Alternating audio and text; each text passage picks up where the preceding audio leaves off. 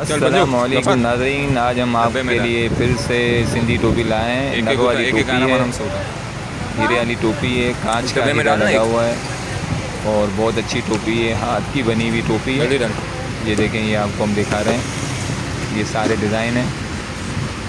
टोपियाँ बहुत अच्छी है और हमारी वीडियो को लाइक करें, शेयर करें और चैनल को सब्सक्राइब ज़रूर करें ताकि आइंदा भी जो हम वीडियो यूट्यूब पर अपलोड करेंगे तो वो आपको मिल जाएगी। ये देखें, डिज़ाइन माशाल्लाह ज़बरदस्त है,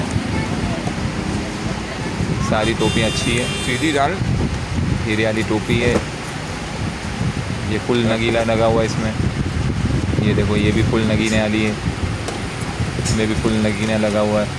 ये सारी टोपियाँ माशाल्लाह अच्छी है।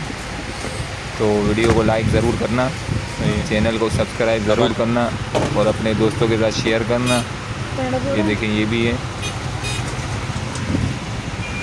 सारी टोपियाँ बहुत अच्छी हैं। शॉप हमारी हैदराबाद में है। ठीक है, जज़ाकल्लाह।